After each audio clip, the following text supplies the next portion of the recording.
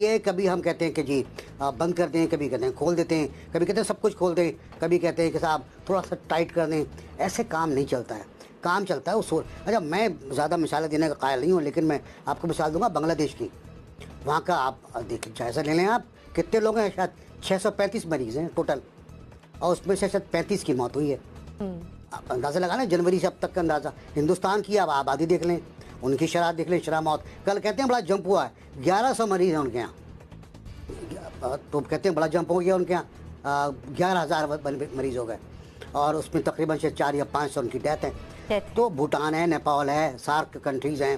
اچھا اس کے علاوہ ایران کو دیکھ لیں آپ، کس طرح قابو کیا اس نے. میں انیکا کی طرف آنا چاہوں گی. انیکا، the same question with you. یہ پھیلاؤ کا سبب بن سکتا ہے؟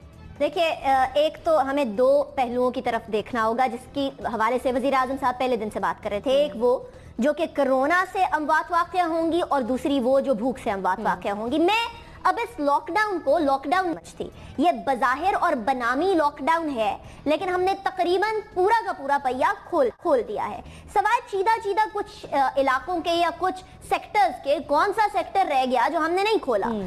اسی بیسس کے اوپر کہ جی دیکھیے، بھوک سے نہ لوگ مرے، افلاس سے نہ لوگ مرے، لوگ معیشت کا پہیا جام ہونے کی وجہ سے نہ مرے، یا معیشت کو کس طریقے سے ریکور کیا جائے گا. یہاں سب سے اہم ایک ہی نقطہ ہے، انسانوں سے معیشت چلتی ہے، معیشت سے انسان نہیں چلتے. اگر آپ کے شہریوں کی جان بچی رہے گی، جان کی بقا ہوگی، تو پھر آپ کی معیشت ایک بار پھر کھڑی ہو جائے گی. ہم لوگ اپنے ہمسایہ ملک کے اندر، بھارت کے اندر دیکھتے ہیں کہ انہوں نے 3 مئی تک اسٹرکٹ لاک ڈاؤن انفورس کرنے کی بات کر دی ہے. وہ اس لیے کیونکہ حالانکہ ان کے حوالے سے بھی بارکلیز نے یہ کہا ہے کہ ان کا جو جی ڈی پی ہے بیسیکلی وہ 0 ہو جائے گا، ان کی کسی بھی طریقے سے اکانومی بہتری کی طرف نہیں جائے گی. لیکن انہوں نے انسانی جانوں کو دیکھتے ہوئے اس تمام معاملے میں لاک ڈاؤن کو پریفر کیا. اب پاکستان کی صورتحال مختلف ہے، ہم یقیناً کمپیئر نہیں کر سکتے، لیکن اس کے ساتھ ساتھ ایک چیز بڑی ضروری ہے.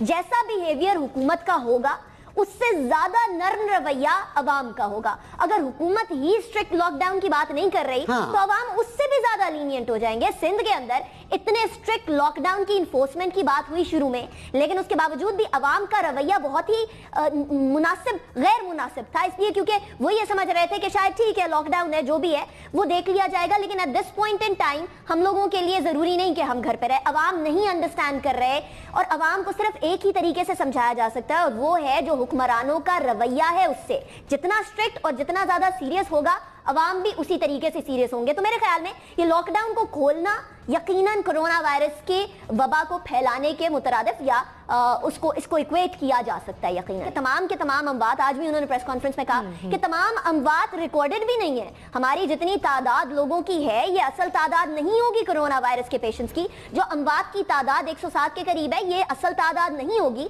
بہت ساری اموات ایسی بھی آ رہی ہیں جو کہ ٹیسٹ کرنے سے پہلے ہی ان کی موت واقع ہو گئی، لیکن ان کے جو لنگز کا ایکس رے کیا جاتا ہے تو اس سے معلوم ہوتا ہے کہ وہ نمونیا زدہ لنگز ہیں.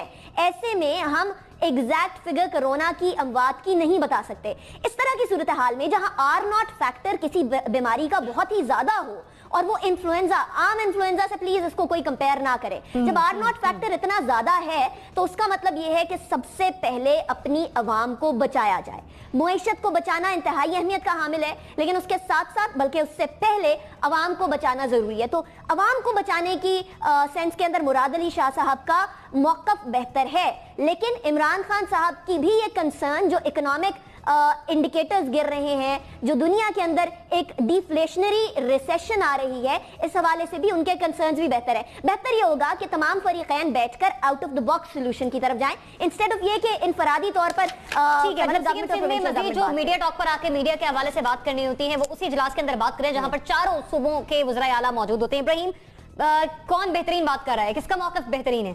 دیکھیں، مراد علی شاہ کیا کہہ رہے ہیں؟ وہ یہ کہہ رہے ہیں کہ سخت لاک ڈاؤن ہونا چاہیے. دوسرا وہ یہ کہہ رہے ہیں کہ ایک قومی